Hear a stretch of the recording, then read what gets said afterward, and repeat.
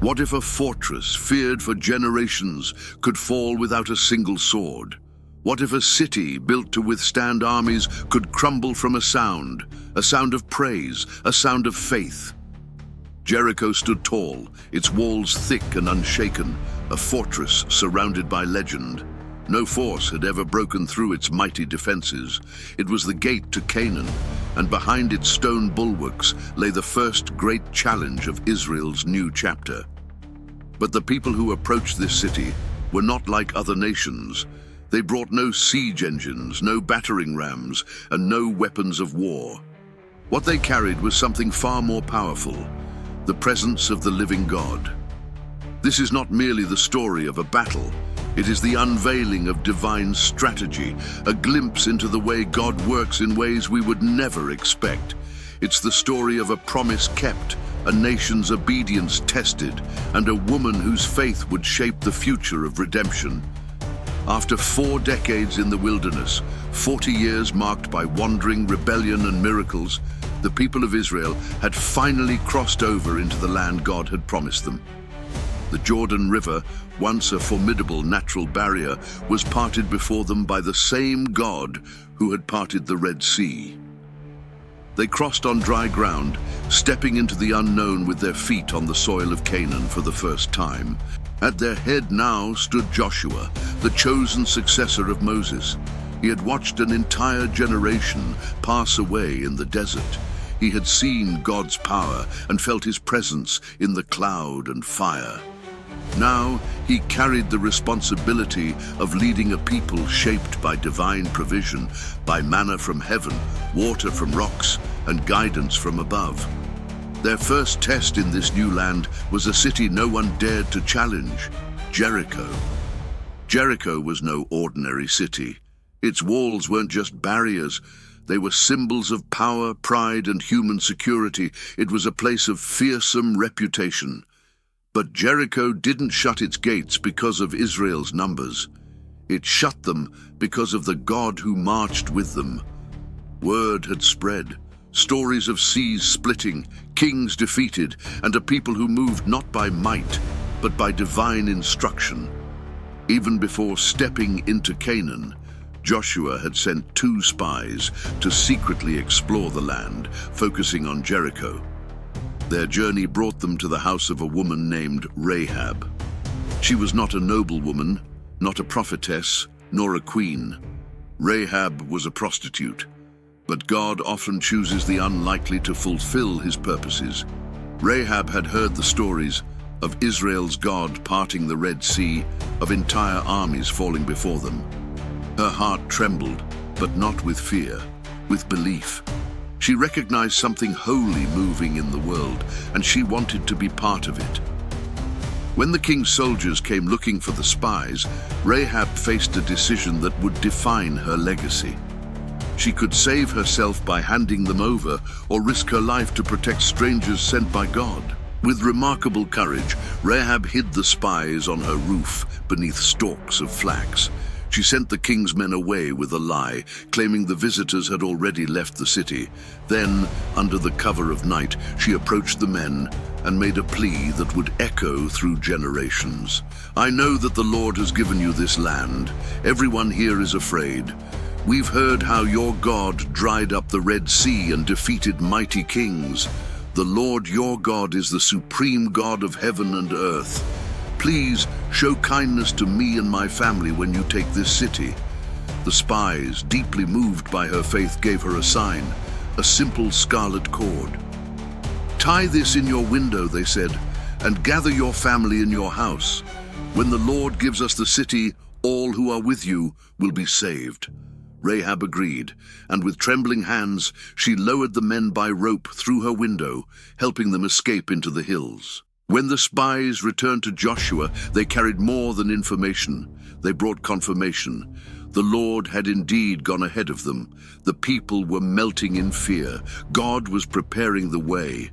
But what came next was unlike anything ever seen in warfare. There would be no surprise attack, no climbing over the walls in the night, no flaming arrows. Instead, God gave Joshua an instruction that seemed almost foolish by human standards. March around the city once a day for 6 days. On the 7th day, march around it 7 times. Have 7 priests blow trumpets of ram's horns before the ark. Then, when you hear a long blast, have the people shout, and the walls of the city will collapse. No battle plans, no weapons, just walking, silence, and obedience. Joshua didn't question. He gathered the people and explained the plan. The next morning they rose early. In complete silence, they began to march. The Ark of the Covenant led the way, the sacred symbol of God's presence.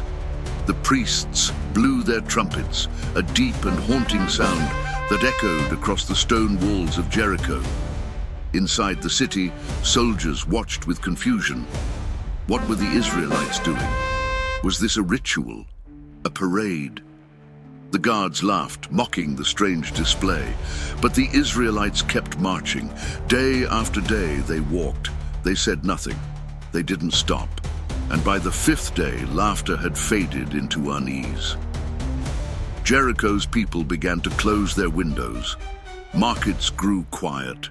Children were pulled inside. Something was stirring, something they could not understand. The 6th day came and went. No changes, no answers, just the same steady circling. But the air was thick with tension, and fear crept into the hearts of those inside the walls. Then came the 7th day. At dawn, Israel assembled once more. Today would be different. Today they would march 7 times. Joshua's face was resolute. The people were focused. As the sun rose, the priests took their places, ram's horns in hand. The ark moved forward, and the people followed. Lap after lap, the tension mounted. Once, twice, 3 times. Still the city stood. 4 times, 5, 6. The guards on the walls were no longer mocking. They stood frozen, wide-eyed. Then came the 7th lap. The horns sounded. A long, thunderous blast pierced the silence. Joshua turned to the people and cried out, "Shout! For the Lord has given you the city." And the people shouted, not just with their voices, but with their hearts. A cry of faith, a cry of trust, a cry of praise to the God who had never failed them. Their voices roared like thunder across the plain. Suddenly the ground beneath Jericho shook. Stones cracked, foundations buckled, towers swayed and collapsed. The impenetrable walls gave way, crumbling into dust and ruin. The mighty fortress that had stood for centuries was no more. Israel's warriors surged forward, but one house still stood, a small home built into the wall, marked by a scarlet cord fluttering in the breeze. Inside, Rahab clung to her family, her heart pounding. She had believed, she had obeyed, and now she waited. Then, through the dust and rubble, 2 men appeared, the spies she had once hidden. "Rahab!" they called. "Come, bring your family!" And just as they had promised, they led her out. She was safe. Her parents, her siblings, her household, all saved by her act of faith. Rahab's story didn't end with survival. She was brought into the camp of Israel, purified and welcomed. Her past did not define her future. She married Salmon from the tribe of Judah, and they had a son named Boaz. Boaz would one day marry Ruth. Their son was Obed. Obed fathered Jesse. Jesse fathered David. And from David's line came Jesus Christ, the Son of God.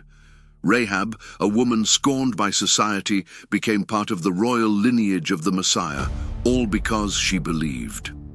The fall of Jericho is not just about walls. It's about obedience when the command makes no sense.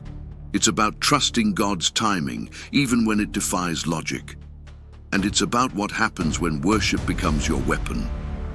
You may be facing walls today, walls of fear, depression, addiction, shame, broken relationships, spiritual weariness. They may feel immovable, towering over you like Jericho's walls. But God is still the same. The same God who brought down Jericho's walls with trumpets and a shout is the God who walks beside you today. And just like then, your part is to trust and praise. There is power in your praise. When you worship in the face of your walls, something begins to shift. When you lift your voice in faith, not because the walls are gone, but because you know who your God is, the enemy trembles. Chains break, doors open, hearts heal, miracles begin. Rahab was saved because of her faith. Israel saw victory because of their obedience, but the walls fell because of praise. So what are the Jerichos in your life? What is standing between you and the promise? Lift your eyes, lift your voice, lift your praise, and watch those walls fall. If this story has moved you, if you've seen even a glimpse of God's power, faithfulness, and grace, don't keep it to yourself. Subscribe to Divine Stories and join us on this journey of faith. We bring the Bible to life through powerful storytelling that reveal just how alive God's Word still is today. Hit that subscribe to our button, turn on notifications, and share this video with someone who needs to be reminded that God is still tearing down walls. Let your praise be your weapon, let your faith be your foundation, and let God do the impossible.